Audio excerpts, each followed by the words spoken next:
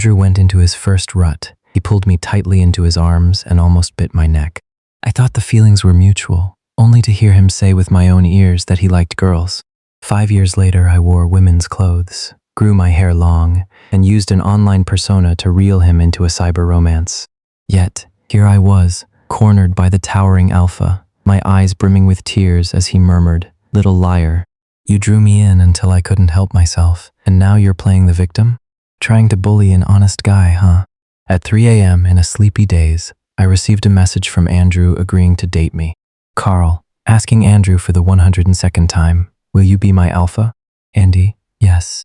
Carlos jolted upright from his velvet quilt, his pupils dilating in the dim light. He paced anxiously barefoot across the thick wool rug, his fingertips turning a pale white from gripping his phone so hard. Scrolling up, the screen was filled with his one-sided texts of concern and those long-haired, back-facing photos he had deliberately taken in women's clothing.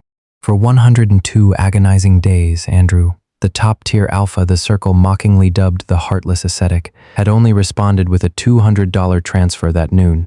When Carlos asked if it was a mistake, he replied, "No, just accept it."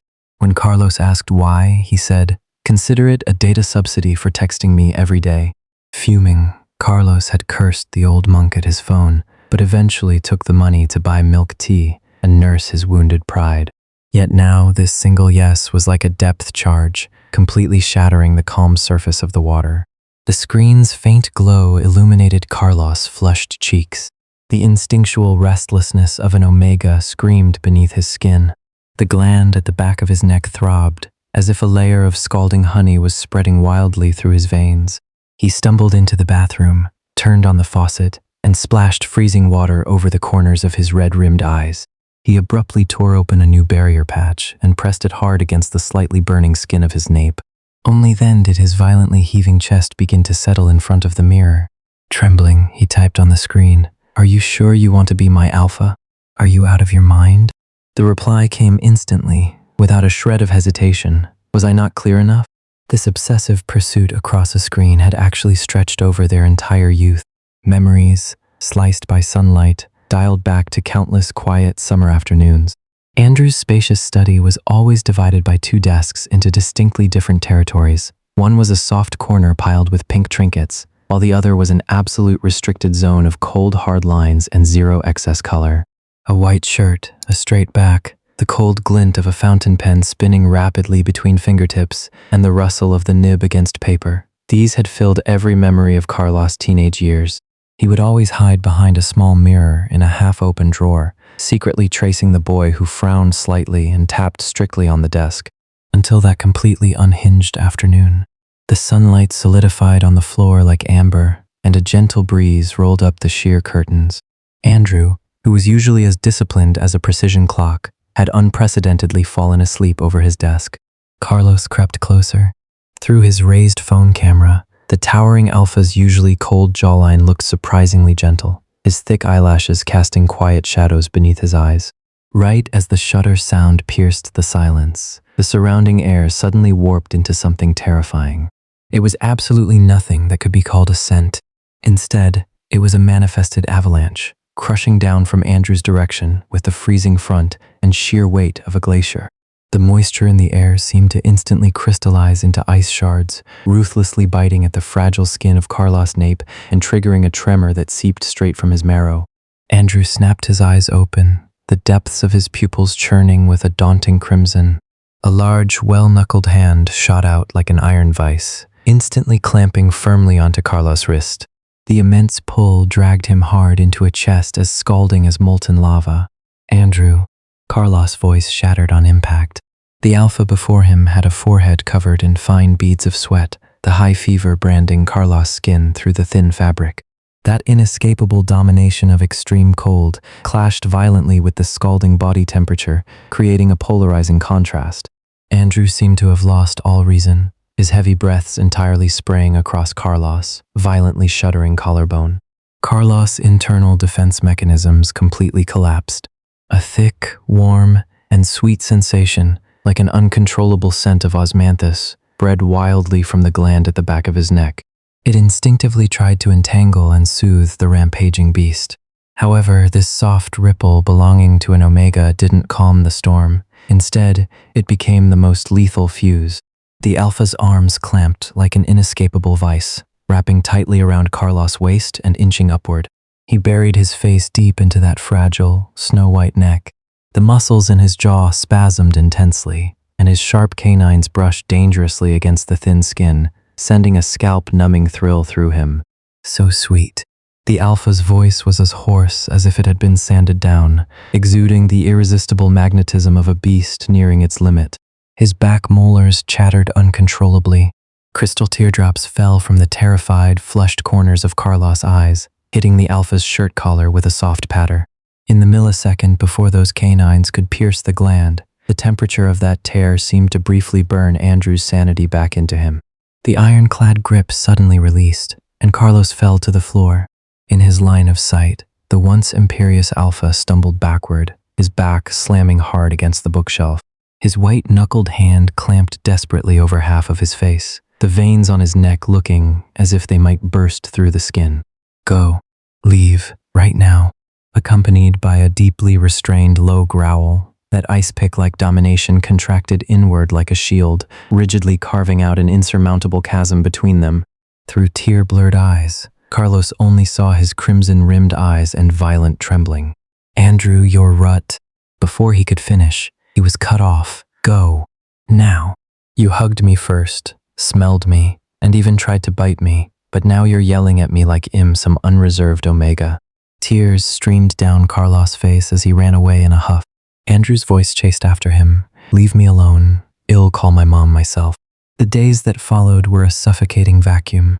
It wasn't until the hushed conversations of the adults leaked through the door that Carlos realized just how agonizing that coming-of-age rut had been.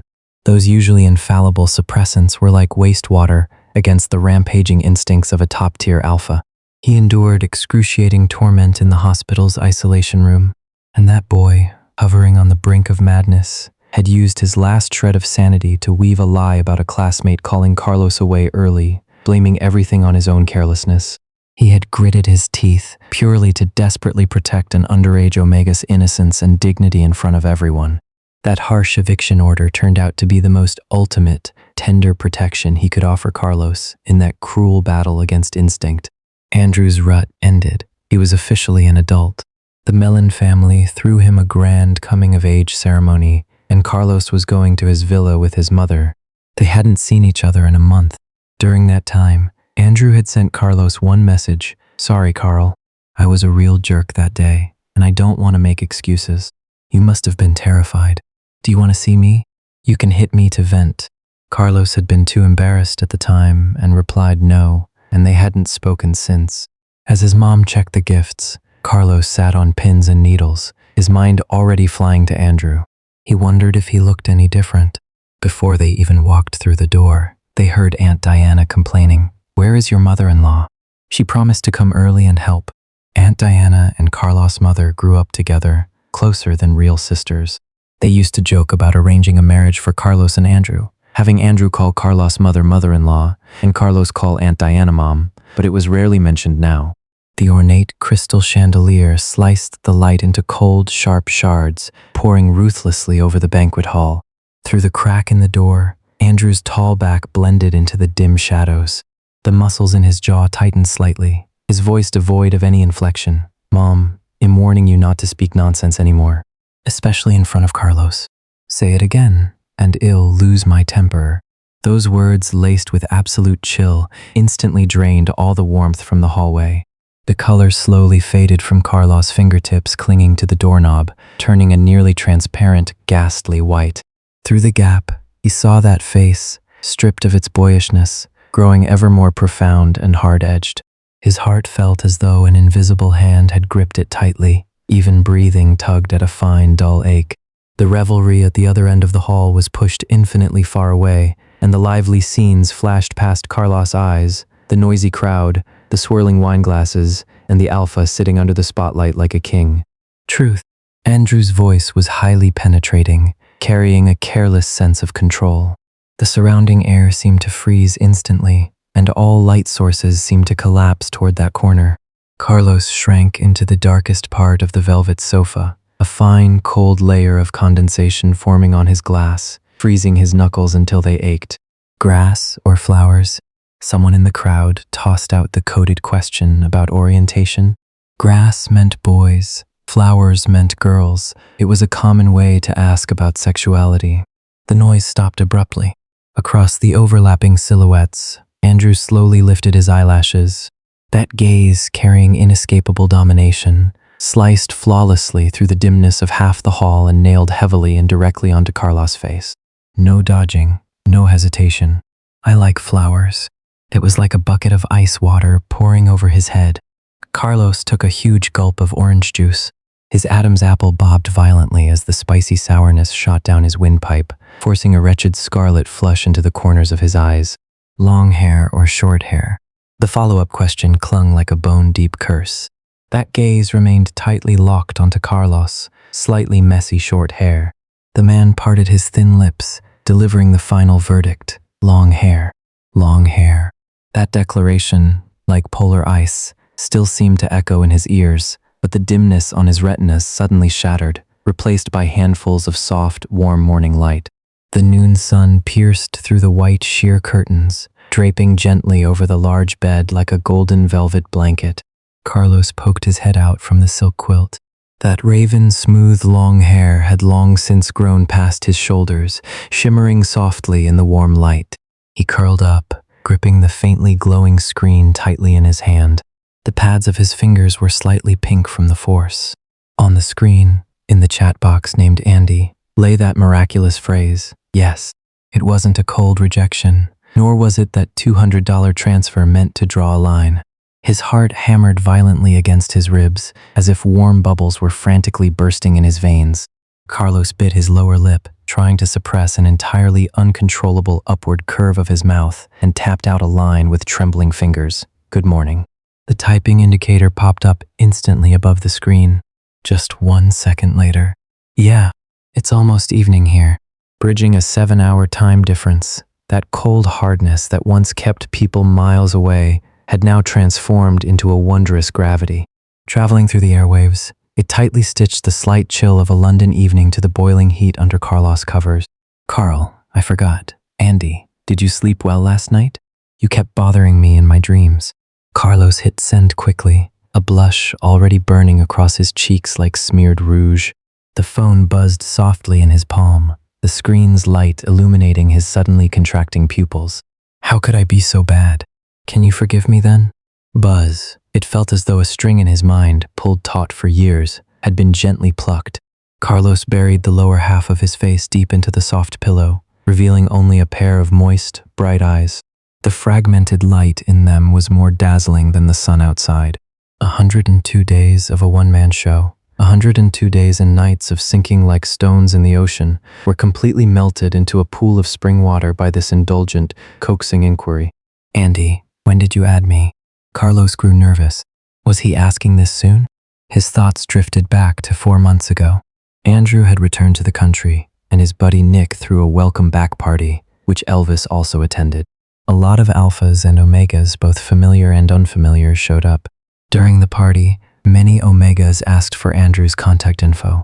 Elvis sent Carlos a text, and Carlos took the opportunity to add Andrew using his alt account. Carl, it was at that welcome back party 4 months ago. Carlos was terrified he would ask which omega he was, and just as he was formulating a fake persona, Andrew's message arrived. Andy, got it. That was it. That easy? Thank goodness Andrew wasn't nosy. Are you really serious about dating me? For nearly 4 months, I tried so hard and even sent you pictures, but you ignored me. Why did you suddenly agree to be my alpha? The other side didn't reply immediately. The temperature in the air seemed to climb inch by inch with the quiet waiting. Even the rhythm of his breathing grew drawn out. After a long while, the screen lit up again, carrying a warmth that was domineering yet hid a subtle compromise. A temperature unique to that man. I just scrolled back to look. The picture from yesterday is very beautiful. The earlier ones were cleared out, so they're gone. Very beautiful. These words were like sparks of intense heat, instantly igniting the nerves on Carlos' earlobes and burning all the way down to his collarbone. He unconsciously twirled the long hair he had grown out for 2 whole years around his fingertips, the soft strands wrapping around his knuckles. The pain from that coming-of-age ceremony had finally ripened into the sweetest fruit in this very moment. A new line popped up on the screen. When did you start growing your hair out? Feeling the strands slip through his fingers, Carlos' gaze settled into a desperate, all-or-nothing tenderness. 2 years ago. It suits you. This understated yet profoundly weighty validation acted like the perfect anesthetic, instantly smoothing away all the grievances and insecurities of the past 2 years. But Carlos' fingertips still lingered on the keyboard, gently stroking the screen, as if touching the side of the man's face, thousands of miles away through the glass. He took a deep breath, his eyelashes trembling slightly, and typed out the question hovering in the deepest part of his heart. You still haven't told me why you suddenly changed your attitude. The screen's eerie blue light sliced through the bedroom's gloom, reflecting in Carlos' shrinking pupils. After a brief silence, accompanied by an extremely faint vibration, the words leaped into his line of sight with unquestionable force. I didn't want a certain pathetic little thing to have to muster the courage to confess for the 103rd time. Carlos' breath hitched, and the gland at the back of his neck throbbed uncontrollably, blooming with a faint pink. He bit hard on his lower lip and typed back heavily with trembling fingers. Are you tricking a puppy? The reply was instant. What a smart puppy. I'll tell you when I finish my work and return home. That overwhelming domination, crossing an ocean, seeped straight through the cold screen, startling Carlos so much that he buried his burning cheeks deep into the soft duvet, his breathing in total disarray. The glaring fluorescent lights of the mall entirely chased away the bedroom's hazy atmosphere. Forced to accompany the two elders shopping, Carlos was like an absent-minded marionette. The pleasantries outside the fitting room and the awkwardness of handing clothes to the wrong person were instantly wiped away by a sudden buzz in his pocket. He had sent Andrew dozens of messages, but the man's 4-hour radio silence had left Carlos deeply insecure. All that anxiety finally dissolved into a voice message, lying quietly in the chat box. Carlos gripped his phone tightly, his knuckles turning pale green from the force. Tossing out a quick "going to the restroom," he fled into the silent corner at the end of the mall. The cold tiles of the washroom reflected Carlos' rapidly heaving chest. With a trembling fingertip, he tapped the voice message, and Andrew's deep, slightly husky voice instantly filled the cramped space. Did I make you wait too long, little one? My fault. I just finished a symposium. Carl is not allowed to overthink. Just one sentence acted like an invisible, soft chain, instantly tightening around Carlos' heart. A sourness uncontrollably rose in his nose, forcing a pitiful scarlet to the edge of his eyes. The cold water from the faucet washed over the marble counter, but it couldn't wash away the electric shudder coursing through his body. Just then, the screen flared bright, and the violently vibrating caller ID hit like a blockbuster bomb, blowing Carlos' remaining sanity to pieces. At the last second of the countdown, he gritted his teeth and swiped to answer. Dead silence. Are you angry? The voice, filtered through the line, was even deeper, carrying a condescending desire for control that pierced straight through the receiver into Carlos' eardrums.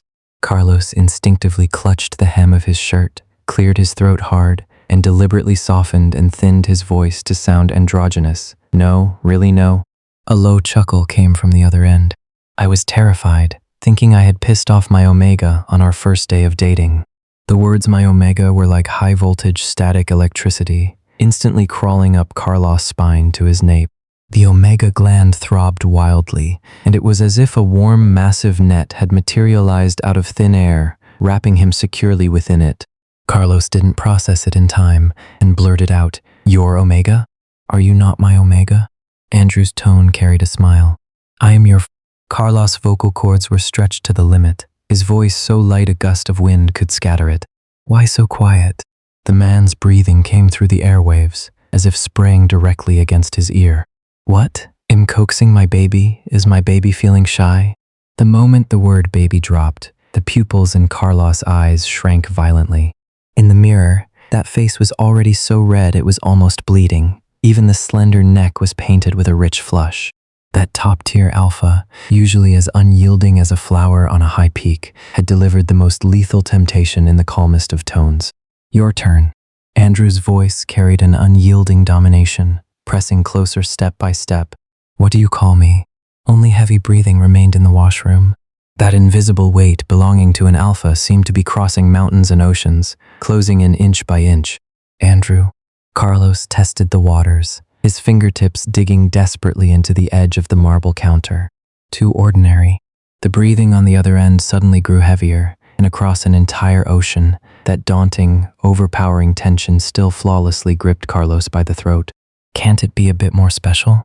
Then, brother, a long, dead silence. Only the faint crackle of static darted wildly between them. Carlos was so nervous he almost crushed his phone.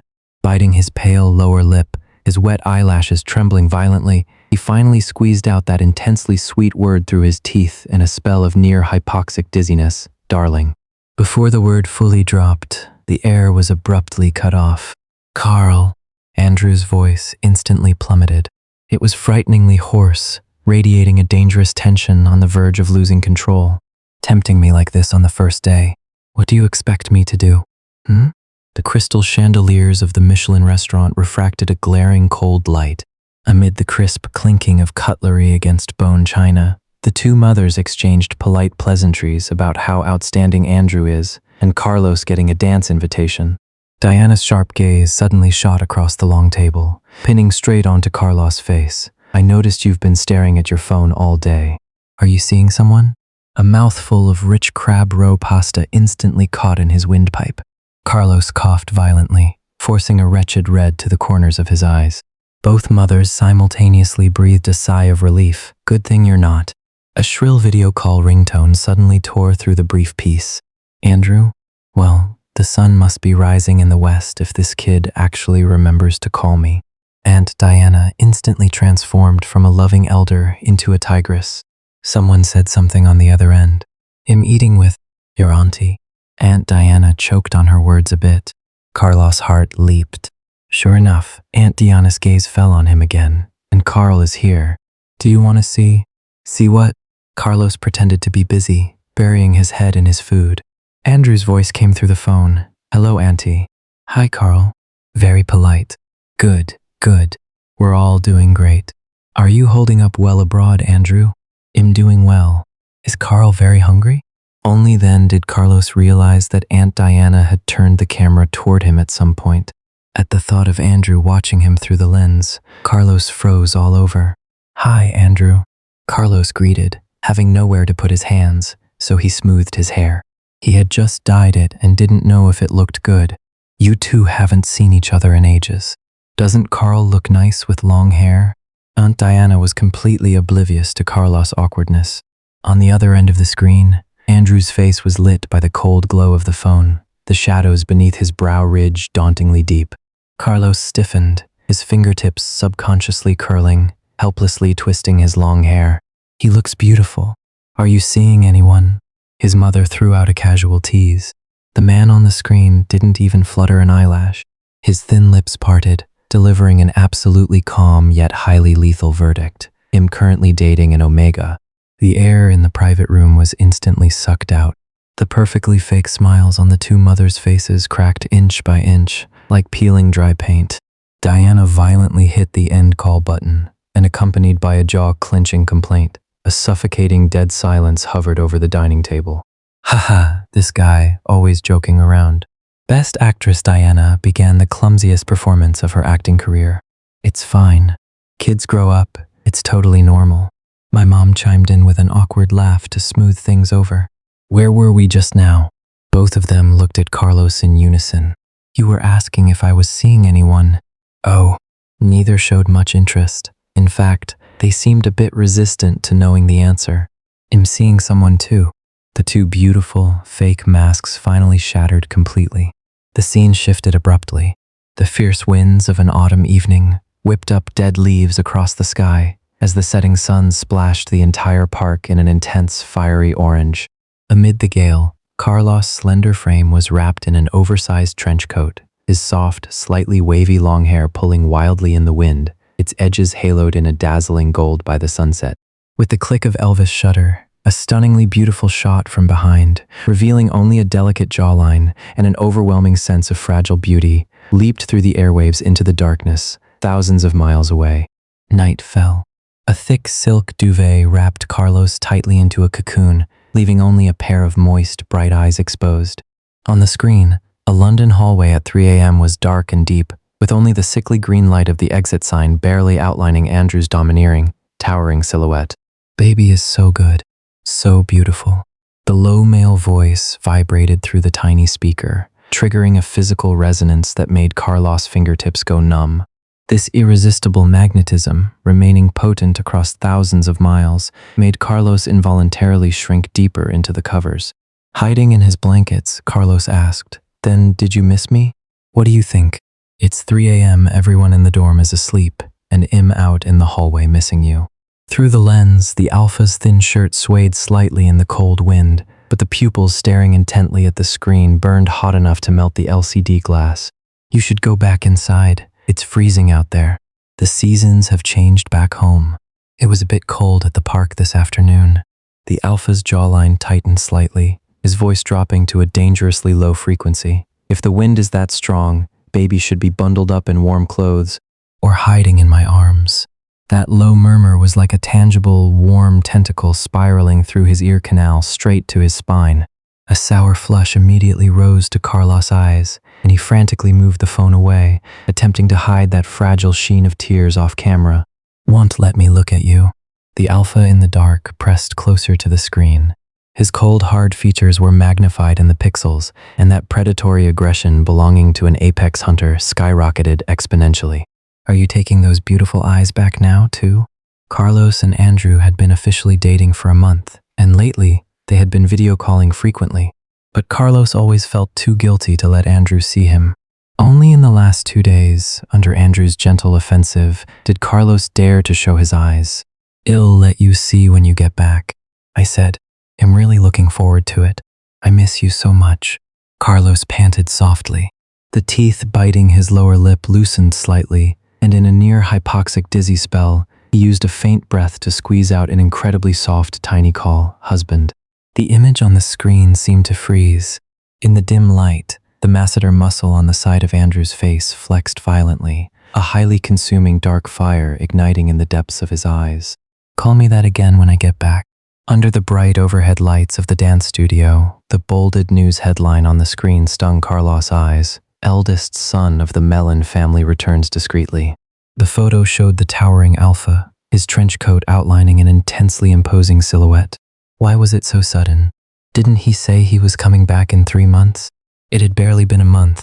Staring at the suave alpha on his phone, Carlos felt as if he was stepping onto a guillotine, his fingertips trembling slightly on the screen. Carlos Adams' apple bobbed rapidly before he finally typed, "I saw the news."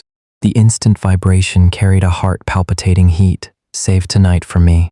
He gripped the phone hard, a flutter of joyous panic flashing through his eyes. Okay. There was one class left, and time dragged on like a stretched rubber band, fleeting yet endless. Carlos made mental notes. I need to condition my hair, moisturize my skin, and go home to change. Rushing as fast as he could, he finally got home at 5 p.m. However, the chaos of the evening crushed his fantasy of showing up dressed to the nines. The moment he was forcefully dragged through the Mellon family's gates by his mother, Carlos could only hide on the soft carpet of the foyer, biting his pale lower lip as he sent his withdrawal text. "I'm sorry, a relative suddenly asked for my help. I can't make it." The reply came back carelessly. "See you tomorrow. Come on in, Carl. Dinner is ready. We were just waiting for you guys." Aunt Diana pulled Carlos inside by the hand. She was normally good to him, but today she was overly enthusiastic, and Carlos felt something was off. "Your uncle isn't here, but your brother is." Diana's gentle laughter acted as a lightning rod splitting through dense fog. Carlos' back instantly stiffened, the color draining from his fingertips. He snapped his head up, his gaze climbing the spiral staircase covered in hand-woven wool rugs. The shadows on the second floor were melting away bit by bit under the soft, warm orange wall lamps. The man who half an hour ago had bidden him see you tomorrow through a screen was now unhurriedly descending the steps. Andrew wore a precisely tailored, dark black jacquard shirt, buttoned all the way to the top, exuding the ultimate ascetic sex appeal. As he moved, the surrounding air warped visibly, a force like a heavy velvet blanket with actual body heat, silently yet tyrannically crushing down from above, instantly filling every crack in the grand hall and locking Carlos securely within it. Andrew's steps paused on the bottom stair, his deep black eyes flawlessly capturing Carlos' stiff, thin figure. The corner of his mouth ticked up into a highly restrained yet profoundly possessive arc. Auntie, Carlos. Long time no see. During the long, sluggish dinner, the elders' murmurs of reminiscing blurred into background noise. Carlos stared dead straight at the smooth-boned china plate in front of him, twisting his fingers tightly together under the tablecloth, his ears burning an angry red. Aunt Diana glared at Andrew. You're the most annoying one. You finally come back, and you still refuse to come home. She turned to Carlos. He even ignored me when I was sick, insisting he had things to do. Tell me, does your brother have a conscience? That happened. Carlos was even more surprised, but Andrew calmly exposed her. She was faking it. Oldest trick in the book. Then what made you come back later? My mom asked with a smile. I got stood up. The two moms burst into laughter, and Aunt Diana twisted the knife. You got what you deserve. Don't always think you're such a hot commodity. The moment those words dropped, Carlos felt the air around his ankle rapidly heat up. An invisible tentacle, like a scalding tide, snaked its way under the table, carrying an irresistible soothing and entanglement, pressing flawlessly against his calf. Carlos snapped his eyes up, crashing straight into Andrew's eyes, which reflected the crystal chandelier. The alpha's gaze was bottomless, hiding a dormant beast that had already seen through everything, and a scalding love that was almost bursting through its disguise. We had originally wanted to set you two up. The elder's sighs rippled through the air. Since you're both seeing someone, if you can't be a couple, it's good to just be brothers and look out for each other. Brothers. Andrew slowly chewed on the word, his gaze never straying from Carlos' chest, which was heaving from nerves. The scalding touch in the air suddenly tightened, forcing a tingling shudder from the gland on Carlos' nape, even tinting his breath with flustered urgency. After dinner, the two mothers walked arm in arm toward the moonlit backyard. As the night wind brushed past, Carlos' thin shoulders shivered slightly. He looked back. The sliver of warm yellow light leaking from the crack of the half-open study door on the second floor was like a fuse tied directly to his heart, yanking out all those burning memories of that summer when he was 17. He stopped dead in his tracks, turned around, his chest heaving violently in the cold wind. I forgot my phone. I'm going back to get it. Without waiting for the elders' baffled responses, Carlos was like a moth recklessly throwing itself into a warm fire. He spun around and sprinted back inside, stumbling toward that door leaking light. The second-floor hallway was empty and silent, only the wall sconces casting dim yellow halos. Carlos stopped quietly in front of the study door, his fingertips gently pressing against the faded dinosaur sticker on the wood. Not a single sound leaked through the crack. There was only the drum-like pounding of his heart going crazy against his eardrums. Just as he grew puzzled and wanted to back away, creak. The heavy mahogany door abruptly swung inward.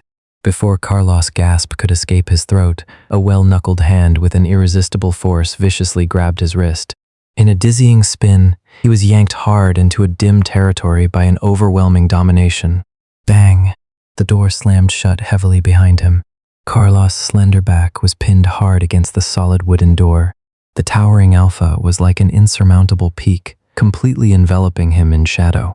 Andrew leaned one hand beside his ear, his breaths carrying a heavy heat, his deep eyes flickering with a dangerous dark glint in the faint light. Andrew. Carlos was still reeling from shock, subconsciously trying to pull his wrist back. The man's gaze patrolled his flustered features inch by inch like something tangible. His Adam's apple bobbed as he let out a very low chuckle, getting addicted to acting, baby. The word baby acted like an incredibly precise trigger. Carlos snapped his head up, his pupils trembling violently. You knew? Since the first day we started dating. Andrew closed in unhurriedly, the cold light of his phone screen illuminating the mockery in his eyes.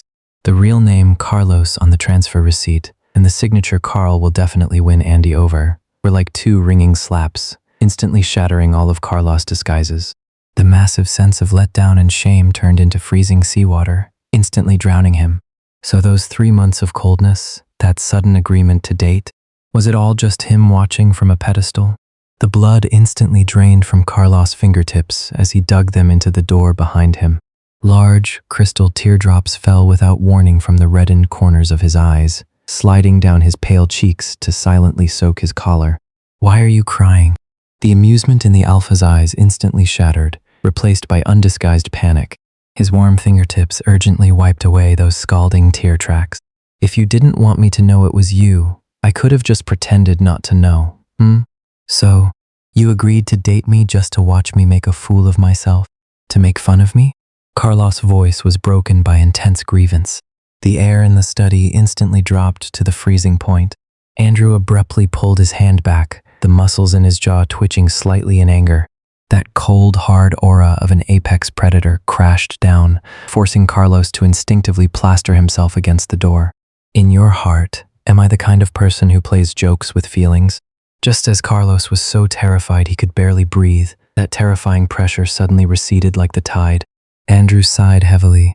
Those broad hands cupped Carlos' trembling arms with extreme care. Word by word, as if carving them into his very bones and blood, he said, "Carlos, can't you see it yet? I like you. I've always liked you." His heartbeat stopped completely in that second. "But you said you liked flowers. You like girls with long hair," Carlos accused, his voice thick with tears. "Aren't you a flower?" The Alpha's fingertips gently brushed against the scalding corners of his eyes, his voice incredibly hoarse. "My very own little osmanthus." It was as if an invisible golden ripple carrying a sweet heat exploded between them with those words. "But the long hair, because that night I saw your face go dead pale." Andrew's eyes revealed a bottomless, lingering fear. "I thought you remembered that afternoon when I lost control during my rut. I thought you were terrified. To cover it up, I just played along with what they were saying." The long-held obsessions and misunderstandings completely melted away in the dim light. Carlos pouted, his tears falling uncontrollably, but the corners of his mouth couldn't stop curving upward. "No more crying." Before the words fully faded, Carlos suddenly felt a tightness around his waist. The Alpha's strong arms gripped his impossibly narrow waist, lifting him entirely into the air. The feeling of weightlessness made Carlos instinctively reach out, wrapping his arms tightly around that long, slender neck. The next second, he was placed securely on the wide mahogany desk by the window, the pink trinkets behind him clinking crisply upon impact. Andrew's towering frame naturally slotted between his parted legs, completely sealing off all routes of escape. "Why do you think I gave you the spot with the best lighting? All those little knickknacks on your desk, who do you really think bought them?" As his heartbeat accelerated wildly, the gland on Carlos' nape began to burn intensely. A visible, sweet osmanthus scent, like melted golden syrup, spilled from him uncontrollably, its silky tendrils wrapping around the Alpha's shoulders. "Little osmanthus is boiling over." Andrew lowered his head, his nose almost touching Carlos. "When we were 18, the only reason my sanity snapped was because you were sitting right here." The Alpha's highly invasive gaze peeled away Carlos' last line of defense inch by inch. "You grew your hair out for me? Got jealous when you saw other Omegas asking for my number?" Trembling with embarrassment, Carlos could only bury his burning cheeks into the Alpha's broad shoulders and give a minuscule nod. The surrounding air underwent a terrifying displacement in an instant. That originally sweet, golden, warm current was entirely enveloped by an overwhelming aura, carrying the crispness of frost and snow and the sheer weight of a polar cold front. The ultimate sensation of hot and cold intertwining made Carlos' limbs instantly go soft. "So now, can I kiss you?" Before that trembling answer could slip out, Andrew had already turned his head, forcefully plundering all of his breath. The autumn wind, wrapped in the cool night, poured through the window lattice, yet it couldn't break the boiling magma within this small sanctuary. The domineering, icy temperature of cedar forcefully swept into Carlos' soft mouth, deadlocked with that sweet, warm softness. "Brother," Andrew turned a deaf ear, deepening the kiss even more fiercely. "Darling, please." Carlos let out a broken whimper amidst the suffocating deep kiss. "Reap." The grating sound of tearing fabric was infinitely magnified in the quiet study. The dutiful barrier patch on his nape was roughly ripped away by the Alpha. The long-suppressed scent of osmanthus rushed out like a bursting dam, frantically flooding the entire room. "Baby smells so sweet." The alpha's voice leaked a completely unhinged madness. His large hand locked hard onto the back of Carlos' head, completely exposing his fragile nape to his line of sight. What do I do if I can't hold back? Breath barely hanging on, Carlos weakly thumped the man's rock-hard shoulder. Whatever you want. Before he finished speaking, scalding lips, a tongue, and sharp canines heavily branded that incredibly sensitive gland.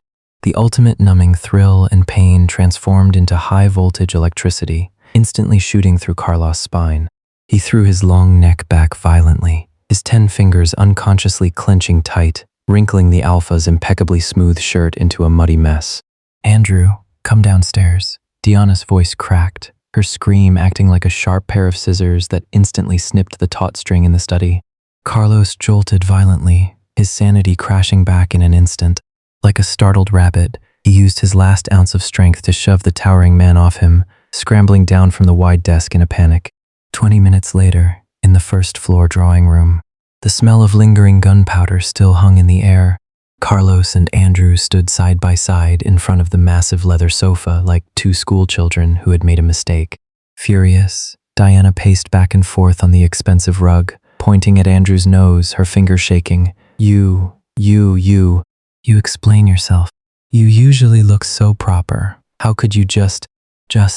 She was so angry she couldn't even speak clearly, her peripheral vision constantly darting to the obvious marks of rough handling on the back of Carlos' neck.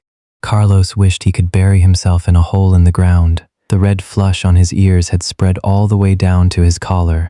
In contrast, Andrew appeared exceptionally composed. He turned slightly, his well-knuckled hand naturally grasping Carlos' freezing, trembling fingertips, half shielding him behind his back.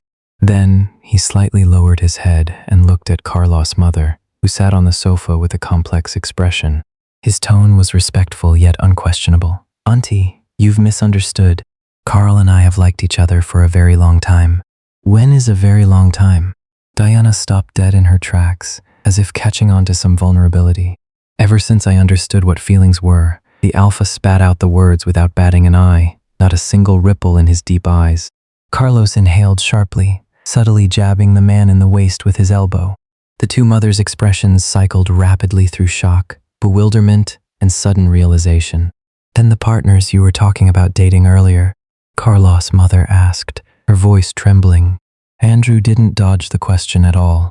His long fingers interlocked with Carlos, his gaze terrifyingly honest. "My Omega is Carl, and Carl is the only one. And Carl only has me." As a blushing Carlos gave a minuscule nod of confirmation, the entire drawing room plunged into a brief, dead silence. "Were you two playing us for fools?" Diana finally processed it. She grabbed a velvet throw pillow beside her and hurled it fiercely at her son. Andrew didn't dodge, taking the hit head on. His deep voice actually carried a hint of grievance. "I tried to tell you several times, but you never gave me the chance. Today at the restaurant, I had just started speaking. You think you're in the right?" Diana's eyes went wide. Then, as if she realized something, the corners of her mouth frantically curled upward out of her control, though she still tried to maintain a fierce facade. "And to think we went out of our minds trying to set you two up. Just now downstairs, I thought you were going to bully Carl. I didn't even know how I was going to explain it to your mother-in-law." As she spoke, she spun around and excitedly pulled Carlos' mother into a tight hug, her voice leaking irrepressible ecstasy. "Ah, did you hear that? They got together."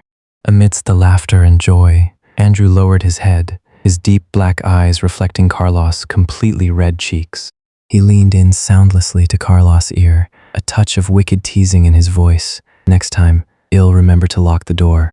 Extra 1. The accident that blew up the internet. Blinding camera flashes lit up the area outside the Mellon family's broadcasting studio as bright as day. Diana was heavily surrounded by countless microphones and cameras, her sunglasses hiding the emotions in her eyes. "Miss Diana, could you tell us if Mr. Andrews' discreet return is related to a power transition within the Bart family?" A reporter's microphone was practically jabbing her in the face. Diana stopped walking, her red lips curving into a flawless smile. Her voice was elegant, yet highly penetrating. It's inconvenient to disclose. A disappointed sigh rippled through the crowd. Just as she was about to step into her van, she suddenly turned around and took off her sunglasses. A flash of highly dramatic mischief crossed those eyes, which had weathered countless silver screens. But is there a possibility that he just rushed back to see his wife? This light-hearted comment acted like a depth charge, instantly sending massive shockwaves across the entire internet.